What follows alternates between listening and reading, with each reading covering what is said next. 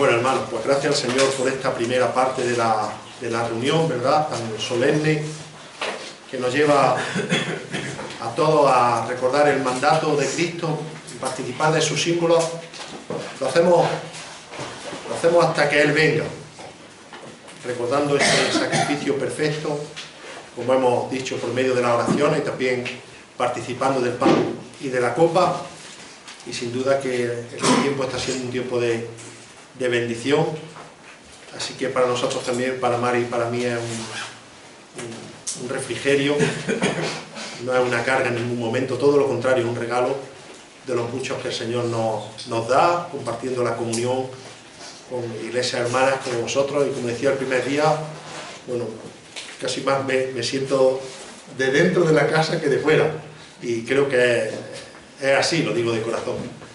Así que muchas gracias de nuevo, hermanos, por la invitación y poder compartir este tiempo. Y bueno, ayer sí es verdad que más que un barco de madera que estaba ahí medio a flote, parecía una lancha a motor, repetimos a la velocidad, pero la idea era poder terminar. Jonás, soy consciente de que, como decía al principio, hay tantos detalles que podemos mirar a través del libro, y probablemente pues también no quiere decir que ahora ya, cuando terminemos, las páginas van a seguir ahí, hermano. No, esto no se termina, sino que están ahí para poder meditarla, deleitarnos en ella.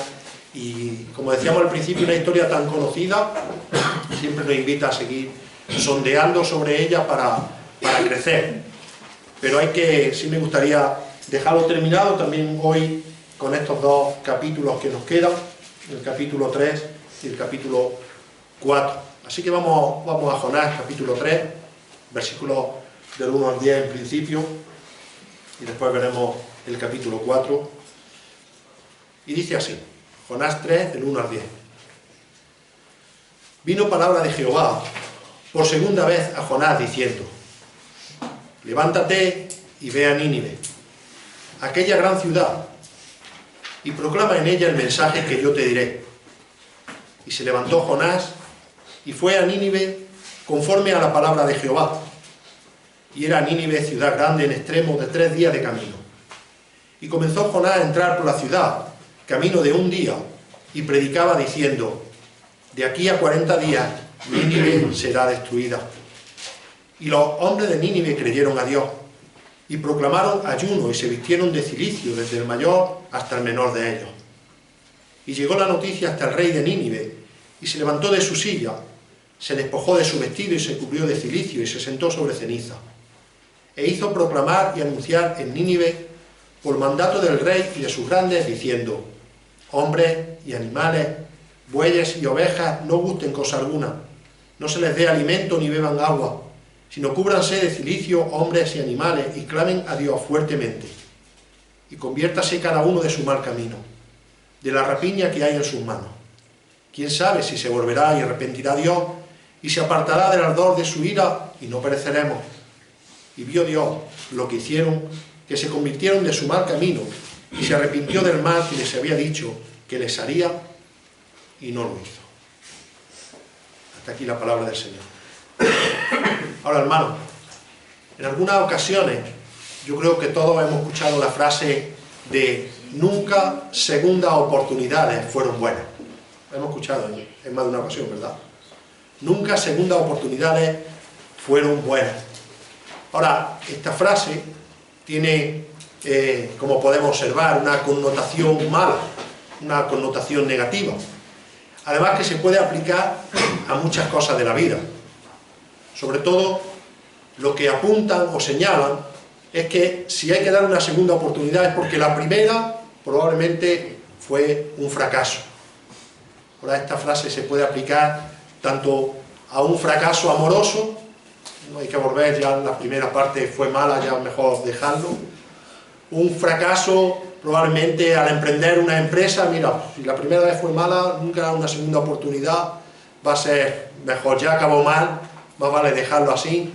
O incluso cuando confías en alguna persona para algo y te ha defraudado y no podemos darle esa segunda oportunidad, emprender un negocio o cualquier cosa de estas.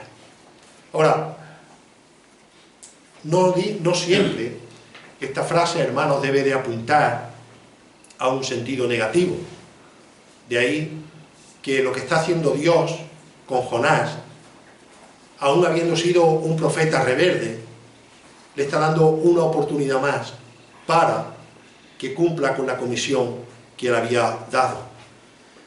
Aún sabiendo que la primera vez que lo había mandado había respondido de forma negativa, Dios tenía un plan para Jonás.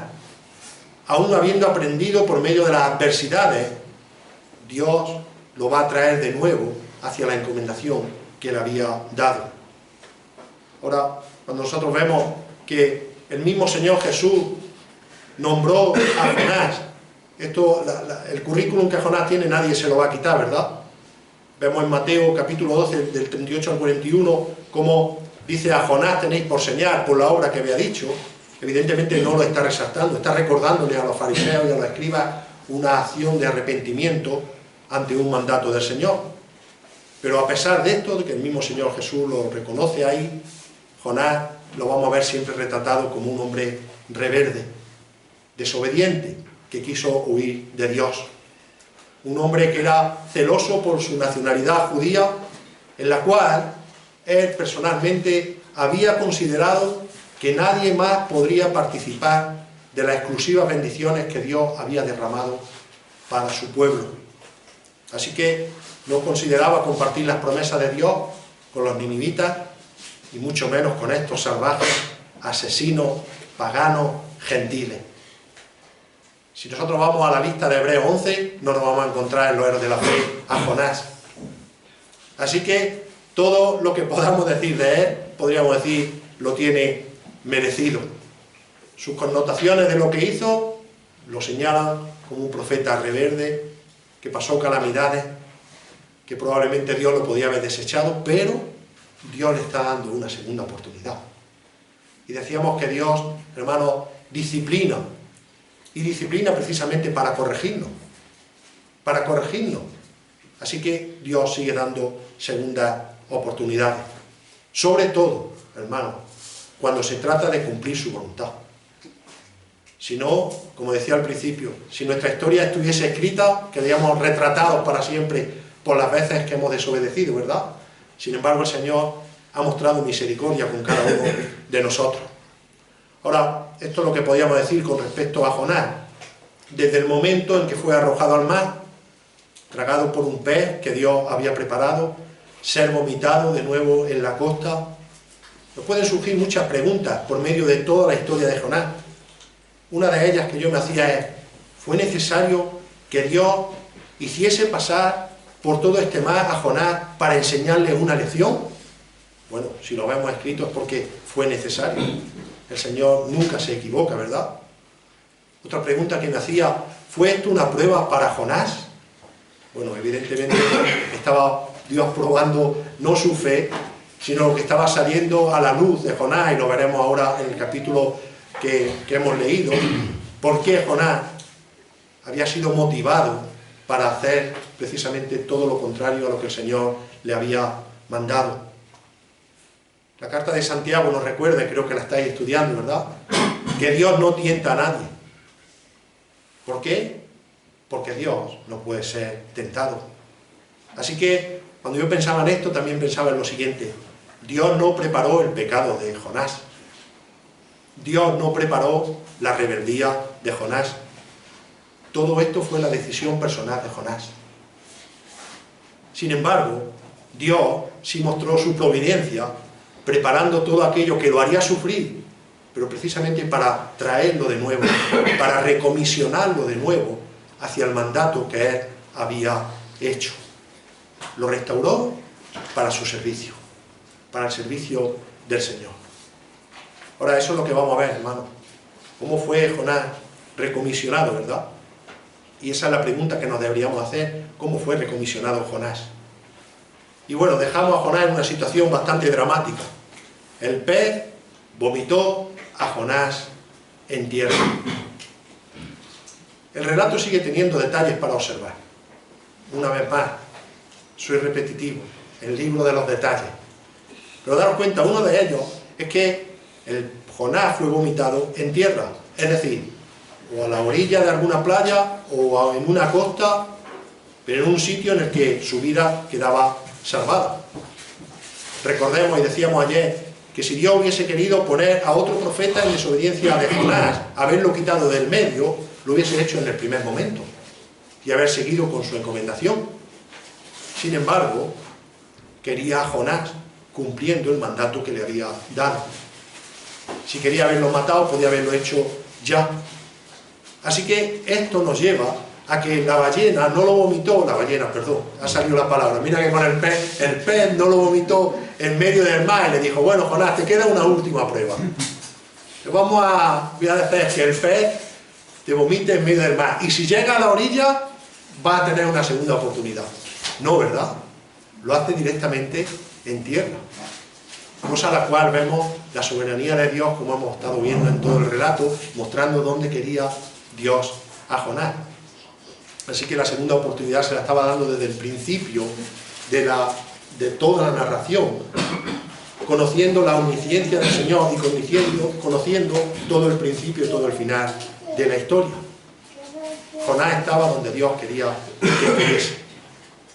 No sabemos tampoco el lugar en concreto, no sabemos tampoco cuánto tiempo pasó el barco navegando desde que zarpó hasta la tormenta. No sabemos la distancia que había en tierra, del barco a la tierra, pero sí sabemos que Jonás pasó 3 días y 3 noches en el vientre de un pez, como veíamos ayer. Ahora, podríamos preguntarnos, ¿en 3 días y 3 noches por qué? Ayer explicábamos un poco sobre esto. Pero mirad, si Dios hubiese querido que Jonás hubiese pasado un mes hubiese estado. Y hubiese preservado su vida. Y si hubiese querido que pasase un día. Sencillamente el relato nos dice lo que hay. Pero lo que es verdad es que Dios estaba trabajando en el corazón de él. Y el resultado de esto, queridos hermanos, es que el pez vomitó a Jonás con otra disposición por parte de Jonás. Así que el relato, de nuevo, nos lleva a recordar el primer mandato. Así que vino palabra de Jehová por segunda vez, diciendo, ve a Nínive, levántate y ve a Nínive, aquella gran ciudad, y proclama en ella el mensaje que yo te dije. ¿Recordáis cuál fue la función de un profeta? Lo decíamos en la introducción. Pues Dios le va a recordar a Jonás qué es lo que tiene que hacer como profeta suyo. Y si nos damos cuenta, el mismo mandato de la historia, al principio de la historia, hay algunas cosas que cambian. Yo he detectado 3 elementos. La primera es que es la segunda vez que lo manda. Si hubiese obedecido a la primera, nada de lo que hemos leído en la narración hubiese pasado. Es la segunda vez que lo manda. Pero Dios está teniendo misericordia y le está dando una segunda oportunidad a Jonás. Una vez que ha pasado por todas las experiencias dramáticas en su vida. En segundo lugar, cambia la palabra pregona contra ella por proclama contra ella. En tercer lugar, Jonás obedece. Esto es un elemento sencillo que lo vemos, ¿verdad? Jonás obedece. Ahora, ¿qué implican estos cambios? Porque el mensaje es el mismo. El mensaje es que de aquí a 40 días Nínive será destruida. Ahora, en primer lugar, el profeta es mandado para denunciar la maldad de Nínive, y en segundo lugar, es mandado para proclamar su destrucción como consecuencia de su maldad. En el primer mensaje, Jonás no quería denunciar. Bueno, pues ahora vas a predicar el juicio de Dios sobre ellos. El mensaje no cambia. El mensaje era el mismo. Pero ambas consecuencias están implícitas en ese mensaje. Si nos damos cuenta, hermanos, cuando nosotros predicamos la misericordia de Dios, ayer también hacíamos un poco de énfasis en esto. Cuando nosotros predicamos la misericordia de Dios, predicamos el amor de Dios, predicamos la gracia de Dios, predicamos por qué mandó a su Hijo Jesús a morir en la cruz para dar salvación, lo recordábamos ahora en la mesa del Señor, a todos los pecadores que se arrepienten. Dios va a salvarlos sin ninguna duda. Este es un mensaje de amor que Dios nos manda a proclamar. Pero lo que no podemos evitar nosotros nunca es las consecuencias de aquel que rechaza a Cristo, que sin duda alguna es la perdición eterna. La salvación viene de parte del Señor, como leía también Juan Pablo en el texto, cuando estábamos viendo la mesa del Señor, ¿verdad? Pero hay unas consecuencias de rechazar a Dios. Por segunda vez estaba llevando el mismo mensaje. Bueno, el mensaje nunca cambia. El mensaje nunca cambia, pero es más, cuando nosotros vemos el mensaje que va a enviar, lleva implícito que puede traer arrepentimiento a la vida de estos ninivitas, por muy malvados que ellos fuesen. Hay una cosa que ellos ya tenían, de la misma manera que la teníamos nosotros, teníamos ganada la perdición eterna. Eso es algo que no podía cambiar. El cambio viene cuando reconocemos nuestro pecado, cuando ellos iban a reconocer su pecado, y ahora el cambio es que de tener un destino fijo, que es la perdición por causa de nuestro pecado y de nuestra caída, el cambio es que podemos alcanzar el reino de los cielos por medio de la obra del Señor Jesucristo.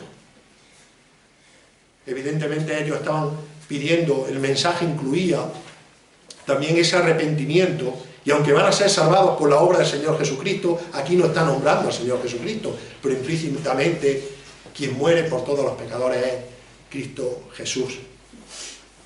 Así que cuando alguien rechaza a Cristo, sencillamente está haciendo algo que su naturaleza caída lo lleva, el destino ya lo tiene, ¿verdad?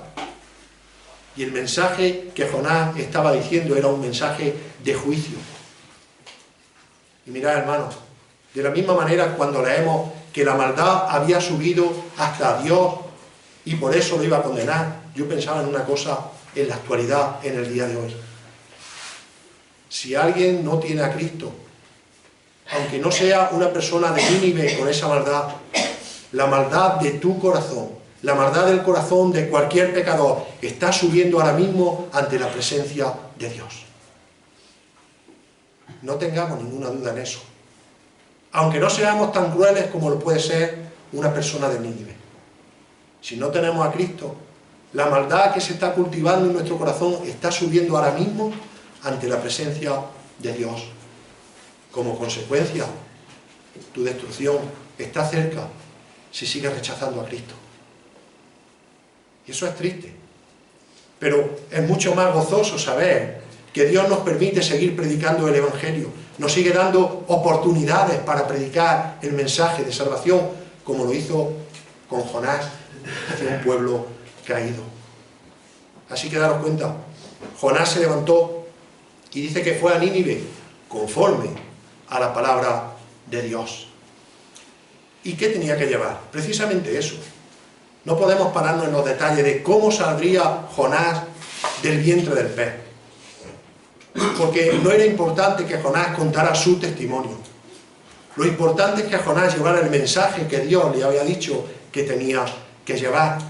No había tiempo para entretenerse en mira qué historia he pasado, mira por lo que he pasado y ahora os traigo para convencer a nadie. No, Dios no le dice cambia el mensaje, sino lleva el mensaje de juicio hacia ellos. Probablemente en su propio cuerpo se verían las consecuencias de todo lo que había pasado. Eso no pasa en vano, ¿verdad? Cuando pasamos por momentos de dificultad, pues muy bien que nos arreglemos y nos vistamos, que dice el Señor que no demacremos nuestros rostros, sino que... pero las heridas van por dentro. Sin embargo, el Señor nos dice que nos mostremos gozosos en todo momento. Así que importaba poco el aspecto físico, aunque fuera llamativo, evidentemente. Pero Jonás no se podía parar en esas cosas. Porque tenían 40 días, veremos ahora un poco. ¿Por qué 40 días para arrepentirse? Si el Señor podía haber destruido Nínive, tenía suficientes motivos como para haberlo hecho en un solo día. La maldad seguía subiendo. El Señor no se iba a enojar más de lo que estaba con cada uno de ellos. Dicen algunos escritores que el aspecto físico de Jonás podía ser de un blanquecino tremendo por los ácidos del estómago que lo habían quemado, y podía evidentemente alguien que asustara, pero sin embargo el Señor no le dice en ningún momento usa ahora este testimonio, sino ve y anuncia el mensaje. Ve y anuncia el mensaje. Ahora Jonás, claro que tenía un cambio, pero hermano, lo que llama la atención no es el cambio externo, sino el cambio interno. Y nos damos cuenta que el cambio interno que tiene Jonás, en primer lugar, es que pasa de ser un desobediente a un obediente. Un obediente a Dios. Y Jonás llevó el mensaje. Y comenzó Jonás a entrar por la ciudad camino de un día y predicaba diciendo: de aquí a 40 días Nínive será destruida. Y los hombres de Nínive creyeron a Dios y proclamaron ayuno y se vistieron de cilicio desde el mayor hasta el menor de ellos. Y llegó la noticia al rey de Nínive y se levantó de su silla, se despojó de su vestido y se cubrió de cilicio y se sentó sobre ceniza e hizo proclamar y anunciar en Nínive por mandato del rey y de sus grandes, diciendo: hombres, animales, bueyes y ovejas, no gusten cosa alguna, no se les dé alimento ni beban agua, sino cúbranse de cilicio hombres y animales, y clamen a Dios fuertemente. Y conviértase cada uno de su mal camino, de la rapiña que hay en sus manos. Y hace esta pregunta, ¿verdad? ¿Quién sabe si se volverá y arrepentirá Dios y se apartará del ardor de su ira y no pereceremos? Ahora, daros cuenta, algunos arqueólogos modernos dicen, después de los descubrimientos más recientes, que la ciudad se tardaba en rodear 3 días. En la actualidad coincide con lo mismo que la palabra, ¿verdad? Que la palabra para que no mienta. Ahora, lo que viene a decir de forma sencilla es que se demoraban 3 días para recorrer, dicen algunos arqueólogos, todo el complejo de suburbios que formaban la gran metrópolis. Ahora, lo que hace Jonás es que obedece desde el principio. Desde el primer día que él pisa Nínive, va a empezar a predicar el mensaje que Dios le había dado. Es decir, va a comenzar a decir: en 40 días vais a ser consumidos. En 40 días Nínive va a ser destruido. La pregunta, ¿por qué 40 días? ¿Para dar oportunidad para los que se arrepientan? ¿Para relacionarlo quizá con la súplica de Moisés en el monte de Sinaí? No lo sabemos, son 40 días y, como decíamos antes, podía haber utilizado otro número, ¿verdad? Ahora, lo que llama la atención de todo esto es que el relato es muy breve. El relato es muy breve con lo que tenía que predicar, pero también contrasta con la respuesta inmediata de los ninivitas. Probablemente desde el primer momento en el que Jonás empieza a predicar este juicio, empezar a gente ya a convertirse. Probablemente el mensaje tan corto tenía todos los condimentos necesarios para llevarlos a arrepentimiento. Por eso, desde el primer momento, él no para de hacer lo que Dios le había mandado. Llevaba en sus maletas, por decirlo de una forma metafórica, el mensaje más potente, el mensaje más poderoso, el mensaje más eficaz. Y daros cuenta, porque aquí decíamos al principio que habíamos visto una serie de milagros, ¿verdad? En el versículo 4 del capítulo 1 vemos cómo Jehová hace un milagro con el viento para remover el mar. En el capítulo 1, versículo 7, cuando echan suerte y cae sobre Jonás, esto no es fruto de la casualidad. En el capítulo 1, versículo 15, calmando el mar a ser arrojado Jonás al agua. En el capítulo 1, versículo 17, vemos otro milagro, preparando un gran pez. Vemos otro milagro, no muriendo dentro del pez Jonás. Vemos en el capítulo 2, versículo 10, cómo manda al pez vomitar en tierra a Jonás. Pero ahora vemos otro milagro, hermano. Otro milagro que produce la palabra de Dios cuando se predica con autoridad. Y es que cambia a los ninivitas de su maldad por causa de su pecado. Desde que Jonás pisa el primer día la gran ciudad, empieza a proclamar la palabra de Dios. Ahora me venía a la mente otra frase muy común que usamos. Bueno, Jonás pasó 3 días viendo aquello y luego buscó la sinagoga, no era como el apóstol Pablo. Desde el primer día empezó a predicar el mensaje. Me venía a la mente la frase que utilizamos nosotros. Bueno, eso se hace sobre la marcha. En la medida que voy allí, voy a predicar a fulano, mengano. Eso no fue el mandato del Señor. Jonás, date un paseo por Nínive que veas cómo está, y ya que vas, predica la palabra de Dios. No es así, ¿verdad? Nosotros somos muy de eso. Bueno, eso lo hacemos sobre la marcha. Es decir, mientras vamos a algún sitio, aprovechamos y hacemos otra cosa. Lo hacemos con la oración, se dice mucho con la oración. Yo friego y estoy orando mientras friego. Y mientras trabajo estoy orando. Yo siempre digo, como he estado tantos años de camionero, lo sabéis, yo también oraba en el camión, pero nunca cerraba los ojos. Cuando el Señor me quisiera llevar, que me llevara, pero yo no iba a adelantar el viaje. Así que oraba. Pero siempre digo, hermano, ¿es malo esto? No, es bueno. Claro que es bueno orar. Pero dediquemos un tiempo especial para orar y no para hacer otra cosa. Eso es lo que el Señor demanda de nosotros. No que sobre la marcha lo hagamos todo. Pues igual pasa con la evangelización. Evidentemente, si tenemos oportunidad de predicarle a alguien el Evangelio, lo vamos a hacer. Va implícito en nuestro deseo de que las personas se salven. Pero eso no es lo que estaba diciendo el Señor con Jonás. Venga, sobre la marcha que va a haber en Nínive, ves predicando. No, dice, ve y predica. Hermano, esto es un llamado a la función de la iglesia. No es sobre la marcha hacer esto, sino prepara un plan de evangelización para los perdidos como iglesia. Actualmente, como iglesia del Señor. ¿Recordáis? Esta era la función que tenía que hacer Israel. Y todo lo que pasó con Israel, la destrucción de Israel, después, fue porque no hizo lo que tenía que hacer para lo que Dios lo había escogido como pueblo escogido, que era proclamar al único Dios todopoderoso. Así que Jonás no estaba aquí y sobre la marcha va haciendo esto. No, todo lo contrario. Cualquier función, aunque es bueno orar y hablarle a las personas cuando vamos a otro sitio, pero tener un tiempo exclusivo, único, en el que el mandato es predicar el Evangelio. No haga otra cosa que predicar el Evangelio. Y eso es lo que hace Jonás, hermano. ¿Por qué? Porque él había recibido de Dios que 40 días iba a ser destruido. Desde el primer momento que entra tenía una comisión. Así que él la iba a cumplir desde el primer momento que pisa la tierra. No se puede perder tiempo. Eso era lo que Dios le estaba diciendo.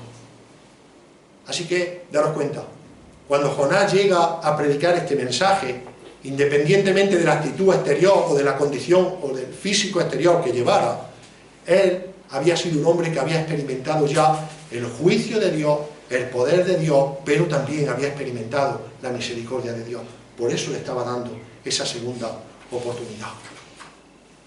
Una vez más, y soy repetitivo en esto, hermano, de aquí a 40 días Nínive será destruida. Claro, entendemos que el mensaje no solamente era esto. Jonás no iba repitiendo esto como un eco, como un altavoz, como el tapicero que va por el pueblo, diciendo tapizamos sillones. No, el mensaje implicaba algo que luego más adelante lo vemos. Si os volvéis de vuestros pecados, no vais a ser destruidos. No vais a ser destruidos. Puede que, dicen algunos escritores también, que algunos acontecimientos anteriores a los ninivitas pudieran ver por medio de un eclipse de sol, por medio de algunas plagas, que Dios podía demostrar su juicio, y esto también lo antecedieron justo con lo que Jonás estaba predicando. También dicen que probablemente algunos marineros ya habían contado esta historia, pero bueno, todo eso pues es conjetura. La verdad es lo que nos está enseñando la palabra aquí, ¿verdad? Que él llevó el mensaje breve, conciso, implícito, llevaría un llamado al arrepentimiento, pero lo que produjo, el contraste que produjo en cada uno de ellos. Así que vemos aquí un milagro, hermano, un milagro maravilloso que se puede estar dando en el día de hoy, porque el Señor sigue teniendo disposición para salvar almas. Y necesitamos predicarle el Evangelio. Y se salvaron por medio del mensaje. Porque daros cuenta, la historia que tenemos detrás es que cuando el mensaje llegó al rey, muchos ya se habían arrepentido. O sea, no fue porque el rey mandó que la gente se arrepintiese. Lo que mandó normalmente fue un rito que ellos tenían por costumbre, de adoración. No fue al llamado del rey. Esto no fue, por poner un ejemplo, hermanos, con la conversión de los ninivitas. Bueno, ¿había escuchado todo el mensaje? Pues venga, ahora, a la de 1, a la de 2 y a la de 3, arrepentiros todos. No fue eso. No fue eso. Se estaban arrepintiendo. Lo que manda el rey cuando le llega la noticia, y sabemos que un rey tenía el poder que tenía, y más un rey como era el que gobernaba Nínive, era poner a todo el mundo en atención, tenían atención sobre la autoridad que tenía su rey. Así que la conversión no fue por su decreto, sino por la gracia y por la misericordia que Dios estaba teniendo con cada uno de ellos. Dice el versículo 10, y vio Dios lo que hicieron, que se convirtieron de su mal camino, y se arrepintió del mal que había dicho que les haría, y no lo hizo. Vemos una conversión masiva como esta en Hechos de los Apóstoles, ¿verdad? ¿Y por qué? Por el mensaje del Evangelio. Probablemente sean las dos conversiones más grandes que nos relate la Biblia, así de forma tan radical, pero todo lo produjo una predicación clara de la palabra de Dios. Ahora, qué contradicción, ¿verdad?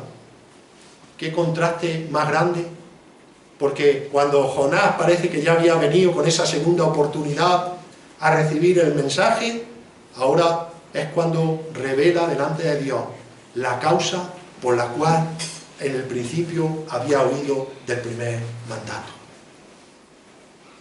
Jonás 4:1, y hace a modo de pregunta: ¿no es esto lo que yo decía estando en mi tierra? Por eso, daros cuenta, esto es un reconocimiento sincero y con enfado, leyendo el texto, dándole la narrativa. Por eso me apresuré a huir a Tarsis, porque sabía yo que tú, daros cuenta que es conocimiento de Dios con 3 palabras: eres clemente, eres piadoso y tardo en enojarte y de grande misericordia, y que te arrepientes del mal. Hermano, ¿qué rebeldía es peor? Hagámonos esta pregunta. ¿Qué rebeldía es peor? ¿Huir de Dios o cuestionar a Dios? ¿Qué rebeldía es peor? ¿Huir de Dios o cuestionar a Dios? Una respuesta que nos demos cada uno en nuestro corazón, ¿verdad? Pero si creemos en el Dios soberano todopoderoso, que todo lo sabe de principio a fin, que Él tiene en su vista todos los tiempos, ¿cómo puede una persona, después de haberle dado una segunda oportunidad, ahora mostrar el por qué había dado los pasos que había dado y reconocer ahora ante la salvación que Él sabía esto y por eso, Señor, yo me fui? Estoy argumentando mi huida, llevaba yo razón, estoy cuestionando al Dios Todopoderoso. Era tal, hermano, el orgullo de Jonás, que prefería la muerte a ver la salvación de los ninivitas. A ver la salvación de los ninivitas. De ahí que él le pide morir de nuevo a Dios. Qué celo, ¿verdad? Qué orgullo más grande. Parece ser, podríamos decir, pero ¿qué pasa? ¿Ya se le ha olvidado a Jonás todo lo que ha pasado anteriormente? ¿Ya se le han olvidado todas las fatigas? Hombre, sin duda que Jonás sabía de su salvación. Se creería merecedor de ese legado que Dios iba a dejar para su pueblo, pero rehúsa entender la salvación de los demás. Bueno, esperemos que esa no sea nuestra condición, porque éramos tan inmerecedores de la salvación como lo pueda ser cualquiera. Pero el Señor en su gracia seguía salvando. No entendemos el enojo de Jonás, ¿verdad? Pero una vez más, vemos esos contrastes tan llamativos ante la respuesta del profeta Jonás, ahora cabreado, enfadado, orgulloso. No como un niño, porque un niño al fin y al cabo patalea y lo maneja como un padre. Y una persona mayor, como cree tener toda la autoridad para tomar una decisión y llevarla adelante, y cuesta más trabajo, ¿verdad? Nos volvemos más tozudos cuando vamos siendo más mayores. Pero los contrastes son llamativos. Jonás, esperando la muerte que le había pedido a Dios en oración, ahora de pronto le da más alegría de la calabacera que de la salvación de los gentiles. Leemos el capítulo 4. Pero esto desagradó a Jonás en gran manera, y se enojó y oró al Señor y dijo: ah, Señor, ¿no era esto lo que yo decía que aún cuando estaba en mi tierra? Por eso me anticipé a huir a Tarsis, porque sabía yo que tú eres un Dios clemente y compasivo, lento para la ira y rico en misericordia, y que te arrepientes del mal con que amenazas. Y ahora, oh Señor, te ruego que me quites la vida, porque mejor me es la muerte que la vida. Y el Señor le responde: ¿tienes acaso razón para enojarte? ¿Qué respuesta del Señor? Concisa, corta y concisa, que nos ayudan a reflexionar. Entonces salió Jonás de la ciudad y se sentó al oriente de la misma. Allí se hizo un cobertizo y se sentó bajo él a la sombra hasta ver qué sucedería en la ciudad. Y el Señor Dios dispuso de una planta que creciera sobre Jonás para que hiciera sombra sobre su cabeza y lo librara de su incomodidad. Y Jonás se alegró grandemente por la planta. Pero Dios dispuso que un gusano, al rayar el alba del día siguiente, atacara la planta y ésta se secó.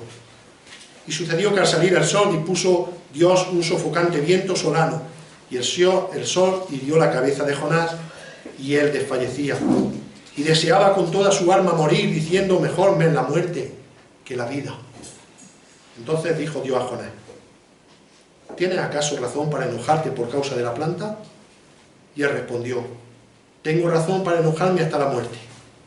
Y dijo el Señor: tú te apiadaste de la alma, de la planta, por la que no trabajaste ni hiciste crecer, que nació en una noche y en una noche pereció, y no he de apiadarme yo de Nínive, la gran ciudad en la que hay más de 120.000 personas que no saben distinguir entre su derecha y su izquierda, y también muchos animales.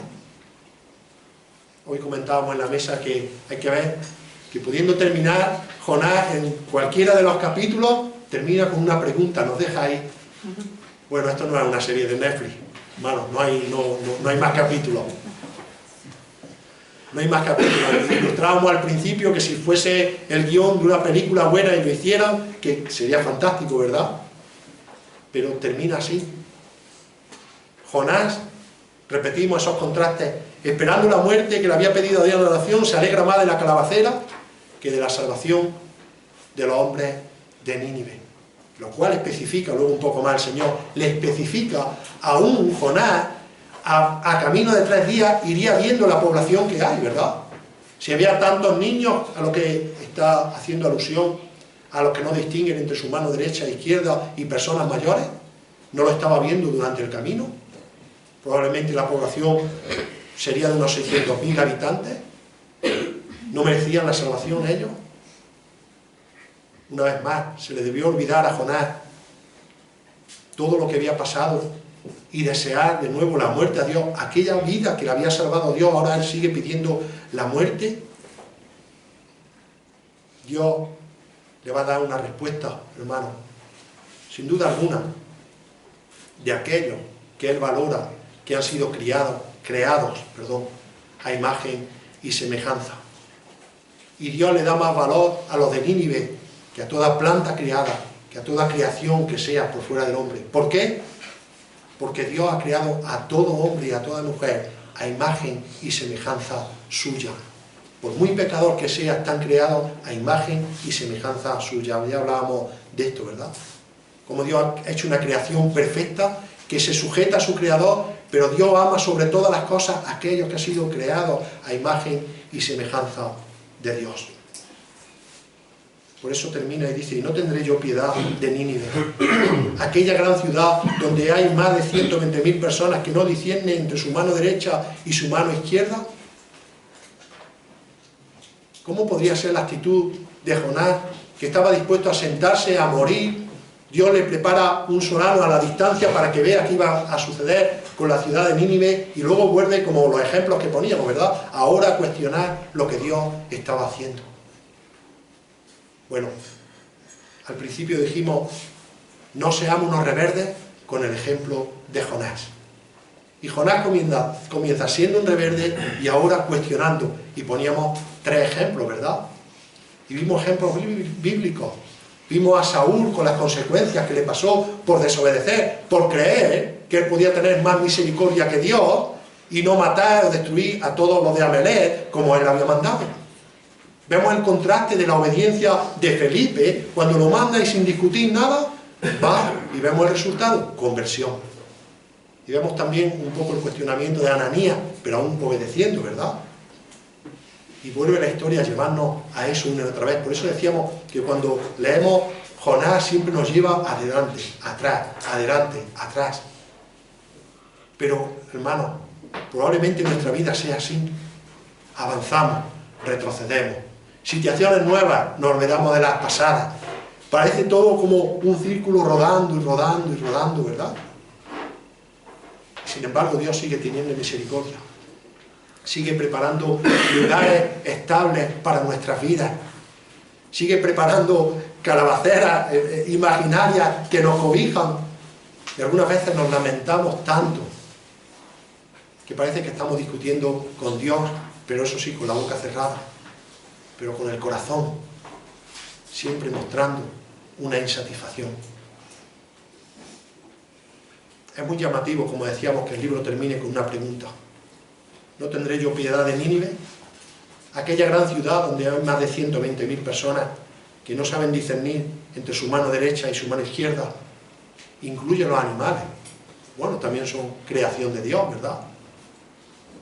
El otro día hablaba con una muchacha que vino a nuestra casa y decía, cuando veía el perrillo que teníamos, que ella echaba mucho de menos su perrillo. ¿Estará en el cielo? Pues no lo sabemos. Lo importante es que tú escuches el Evangelio, le predicamos el Evangelio, lo importante es que tú llegues al cielo. Y si está ahí tu perrillo, pues bueno, mira, está bien. Pero daros cuenta, aquí el caso contrario es que Jonás estaba renegando de la salvación de criaturas que han sido creadas a la imagen y semejanza de Dios. Y Dios sigue teniendo misericordia. Hermanos, terminamos con esto. Y a los chicos también. La historia de Jonás es mucho más profunda de lo que pensamos que es. Es mucho más que una historia entretenida de escuela dominical. Es mucho más valiosa que todo aquello que nos lleve nuestra mente a pensar. Pero tenéis que ver que es Dios obrando, el Dios Todopoderoso que quiere trabajar en vuestros corazones y enseñaros en medio de su soberanía que si no tenéis a Cristo, necesitáis a Cristo. Y luego tendréis una vida por delante en la que enfrentaréis dificultades y problemas. Pero no es lo mismo enfrentar las dificultades y los problemas con el Señor en tu corazón que sin Él. Y el ejemplo lo tenemos en Jonás. Nos debe hacer reflexionar a todos, como decía al principio, sobre tenemos un plan especial para llevar el Evangelio a las personas que se pierden. Probablemente hay más de 120.000 que no disciernen entre su mano derecha y su izquierda en la actualidad. Pero lo que vemos aquí es que debemos de obedecer su mandato y su voluntad. El mensaje de Dios es un mensaje de esperanza para los que reconocen su pecado y de juicio para los que rechazan la salvación. Y como decíamos al principio, estas dos verdades deben estar siempre incluidas cuando hablemos de Dios a alguien. Por otra parte, Dios va a salvar a todo aquel que se arrepiente sin acepción de personas. Dios conoce los corazones. Así que seamos dóciles, no seamos rebeldes. Prediquemos el Evangelio y obedezcamos a hacer su voluntad. Oremos. Padre nuestro, te damos muchas gracias, Señor. Gracias, Padre, por este libro que nos deja en tu palabra, de inspiración divina, un relato que puede hacer volar nuestra imaginación y nuestros pensamientos hacia una historia maravillosa.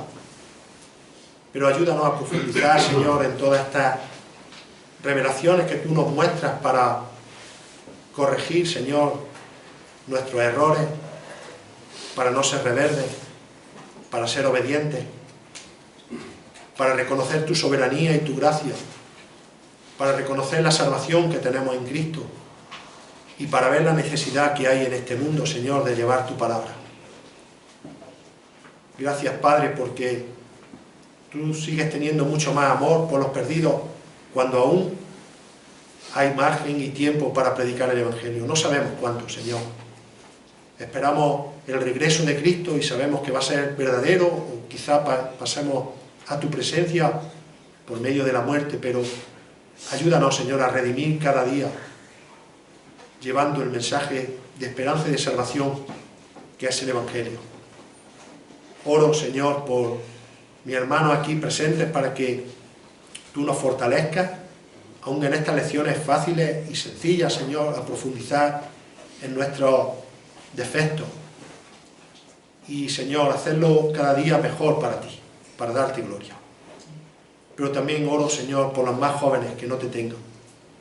Independientemente de su edad, Señor, tú los quieres salvar y están escuchando tu palabra. Y te pido, Señor, que no endurezcan su corazón, sino que vengan arrepentidos a ti, te pidan perdón y hallen la salvación, Señor, no emocional, sino una salvación sincera que necesitan en su vida. Guárdanos, Señor, en este día. Guarda a los hermanos que se encuentran congregados proclamando tu palabra, para que todo lo que hagamos, Señor, juntos como Iglesia Universal, glorifique y honre tu nombre. En Cristo Jesús. Amén.